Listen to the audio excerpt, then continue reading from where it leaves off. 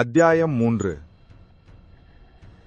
சென்னையில் தெற்கு பகுதியில் மிகவும் மலிவான மற்றும் குறைந்த பாதுகாப்பில் கட்டப்பட்ட வீடுகள் நிறைந்த பகுதி.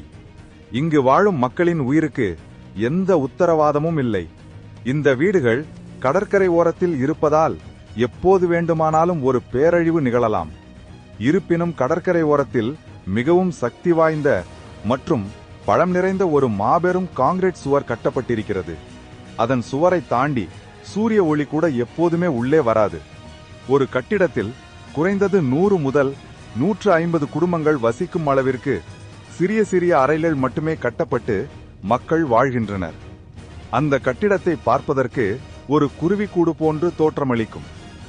நமது கதாநாயகன் லியோவின் வீடு இந்த கட்டிடத்தில் 32வது மாடியில் அமைந்திருக்கிறது. அனைவரும் அமைதியாகவும் சந்தோஷமாகவும் இருந்த நேரத்தில் திடீரென ஒரு தங்க கழுகு தாக்கியது. அது லியோவின் வீட்டின் ஜன்னலை உடைத்து அவனது தம்பியை மாடியிலிருந்து கீழே தூக்கி போட்டது மற்றும் அங்கிருந்த மற்ற மக்களையும் அது தாக்கியது.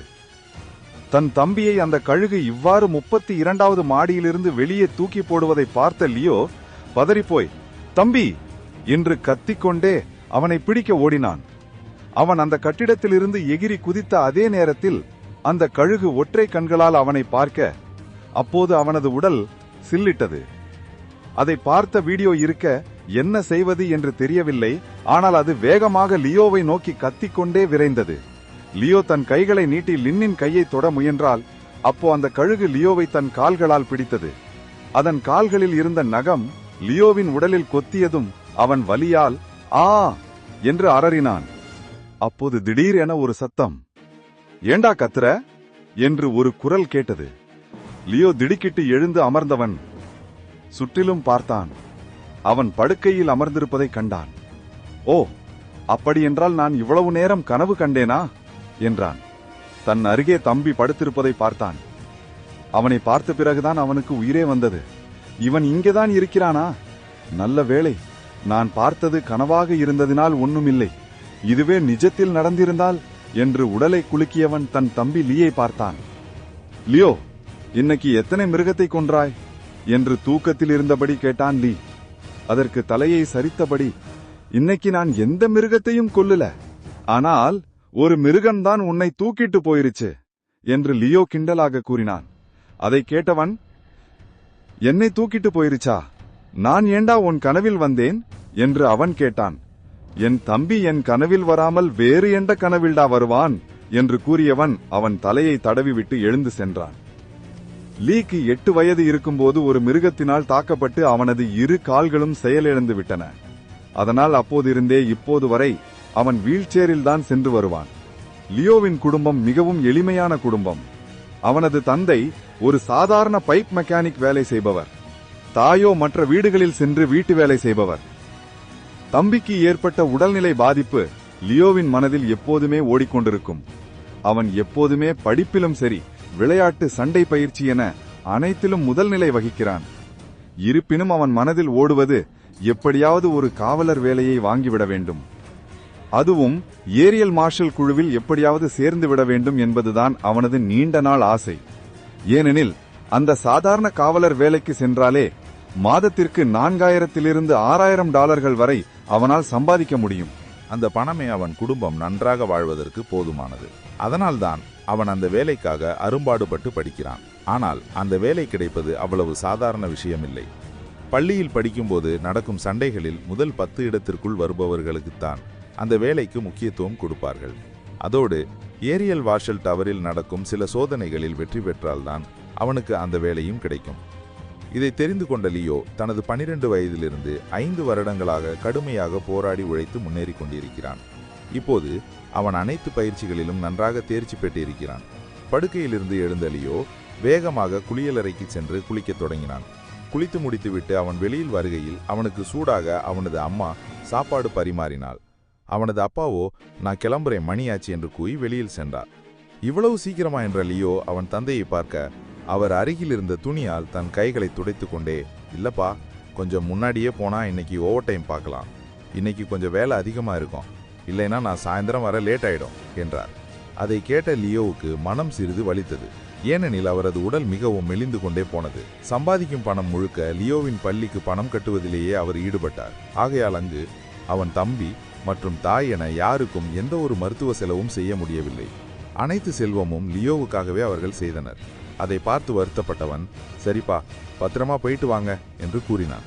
அவர் சரிடா லியோ என்று கூறி வீட்டிலிருந்து வெளியேறினார். அப்போது லியோவிடம் அவன் தாய், தம்பி, உனக்கு தேர்வு என்று சொன்னாய், இன்னும் 2 நாளில்தானே என்று கேட்டாள். ஆமாமம்மா, இன்னும் 2 நாளில் தேர்வு தொடங்குது. எப்படியாவது நான் இப்போது நடக்கும் தேர்வில் நல்ல மதிப்பெண் எடுப்பேன். இதற்கு மேல் நான் மேற்படிப்பை தொடங்குவேன் என்றான் லியோ. சரிப்பா செல்லம், உன் மனதுக்கு எல்லாமே நல்லதாக நடக்கும் என்று அவனது தாய் கூறினார். அப்போது வீல்சேரில் தள்ளிக்கொண்டே வந்த லீ, நீ சொல்வதெல்லாம் அப்பா அம்மாவை வேணா நம்பலாம், ஆனால் நான் நம்ப மாட்டேன். ஏன் நீ நம்ப மாட்டேங்கிற என்று லியோ லீயிடம் சேர்க்க, உன்னோட ஆசை என்னன்னா அவங்களுக்கு தெரியாமல் இருக்கலாம், ஆனால் எனக்கு நல்லா தெரியும்டா. தினமும் காலையில் நீ கத்துற கத்து என் காதிலிருந்து ரத்தம் தான் வருது என்றான். அப்போது லியோவின் அம்மா, என்னடா அங்கே குசு குசுன்னு என்ன பேசிட்டு இருக்கிறீங்க என்று கேட்டார். அதற்கு லியோ, ஒன்றுமில்லம்மா, சும்மா தான் பேசிட்டு இருக்கிறோம் என்றான். லியோவை பார்த்த லீ, லியோ, நீ பேசாமல் படிக்கவே போ. எதுக்காக சோல்ஜர் ஆகணும்னு ஆசைப்படுற? நீ எங்களுக்காகத்தான் அப்படி மாறணும்னு ஆசைப்படுற. இருந்தாலும் நீ இன்னும் படித்தால் இன்னும் மேலே இருக்கிற அதிகாரி போஸ்ட்டுக்கு கூட நீ போகலாம். எதுக்காக இந்த சோல்ஜர் வேலையை தேர்ந்தெடுக்கிற? இது அப்பா அம்மாவுக்கு தெரிந்தால் ரொம்ப கஷ்டப்படுவாங்க என்றான். அதற்கு லியோ, ஏற்கனவே நீங்கள் 3 பேரும் ரொம்ப கஷ்டப்பட்டு தான் என்னை படிக்க வைத்திருக்கிறீங்க. நான் இதற்கு மேல் அதிகாரி பொறுப்புக்கு படித்தால் இன்னும் நீங்கள் எல்லாரும் உடல் ரீதியாக பாதிக்கப்படுவீங்க. அதுக்குள்ள உங்களுக்காக மருத்துவ சிகிச்சை பார்க்கணும் என்றான். அது என்னால் பார்க்க முடியாது. நான் அதற்கு இந்த சோல்ஜர் வேலைக்கு போனேன்னா $4000 $6000 கிடைக்கும். அதை வைத்து நாம் எல்லாருமே சந்தோஷமாக இருக்கலாம். இருந்தாலும் லியோ என்று ஜனகி கூற வர, ஜான், நான் சொல்றதை கேள். இந்த விஷயத்தில் நீ எதுவும் தலையிடாதே. அப்பா அம்மாவிடம் எதையும் சொல்லாதே. சரி, நான் இப்போ கிளம்புறேன் என்று கூறியவன் பள்ளியை நோக்கி ஓடினான். பள்ளியில் லியோ அமர்ந்திருக்க அப்போது அந்த வகுப்பறைக்குள் 3 மாணவர்கள் நுழைந்தனர். ஒருவன் கூலிங் கிளாஸ் அணிந்து கொண்டு கைகளை இருபுறமும் ஆட்டிக்கொண்டு, இந்த வருஷம் நடக்கும் தேர்வில் யார் முதல் 3 இடத்திற்கு வருகிறார்களோ அவர்கள் ஏரியல் மார்ஷல் குழுவில் சேர நேரடியாக பரிந்துரைக்கப்படுவார்கள் என்று கூறி தலையை வணங்கி, நன்றி நன்றி, இந்த தகவலை கூறினதுக்கு நன்றி என்றான். அதை கேட்ட லியோவின் கண்கள் மின்னியது. அவன் எண்ணியது, தேர்வில் தேர்ச்சி பெற்று பிறகு பள்ளியில் நடக்கும் போட்டிகளில் வெற்றி பெற்று பிறகு ஏரியல் மார்ஷல் குழுவில் சேர முடியும் என்று. ஆனால் இப்போது அந்த ஏரியல் மார்ஷல் குழுவிலிருந்து இப்படி ஒரு தகவல் கொடுத்திருக்கிறார்கள் என்பதை தெரிந்து கொண்டதும் அவனது மனசு மிகவும் புத்துணர்ச்சியானது. அவன் உடனே எழுந்து அங்கு நின்று, அப்படியா, நிஜமாவா என்று கேட்க, அதற்கு அவன், ஆமாம், அப்படியானால் இந்த வாய்ப்பை எப்படியாவது நான் பயன்படுத்தித்தான் ஆகணும் என்றான். அப்போது மீண்டும் சில மாணவர்கள் உள்ளே வந்தனர். இந்த வருஷம் நடக்கும் தேர்வில் நாங்க 3 பேர் தான் அந்த மார்ஷல் குழுவுக்கு போக போறோம் என்று கூறினார். இதை கேட்ட அனைவரும், என்ன சொல்றீங்க? போட்டி நடப்பதற்கு முன்னாடி உங்களை யார் தேர்ந்தெடுப்பார் என்று கேட்க, அதற்கு அதில் ஒருவன், போட்டியெல்லாம் சும்மா கண் துடைப்பு. இந்த போட்டி வைப்பதற்கு காரணமே எங்க மாமா தான் என்று கூறினான். இதை கேட்டு அதிர்ச்சியாக லியோ அவர்களை பார்க்க, அப்போது அந்த அறையில் இருந்த மற்றொருவன், என்ன சொல்ற, நிஜமாவா என்று கேட்ட, நான் ஏரியல் மார்ஷல் குழுவுக்கு வேலைக்கு போக ஆசைப்பட்டு தான் எங்க மாமா கிட்ட சொன்னேன். உடனே எங்க மாமா இப்படி ஒரு வழியை ஏற்படுத்திட்டாரு. அது மட்டும் இல்லாம என் கூடவே என் நண்பர்களையும் அழைச்சிட்டு போக போறேன். அதனால நீங்க என்னதான் முயற்சி பண்ணாலும் என்னை இந்த போட்டியில் தோற்கடிக்கவே முடியாது என்று கூறி தன்னுடைய கையில் ஒரு காயினை சுழற்றி காட்டிவிட்டு அங்கிருந்து சென்றான். இதை கேட்ட அனைவரும், இது என்னதான் ஒரு சூழ்ச்சியான விஷயமாக இருந்தாலும் இதில் இருக்கிற பலனை பயன்படுத்தி எல்லாருக்கும் முன்னாடி நாம் தான் இருக்கிறோம்.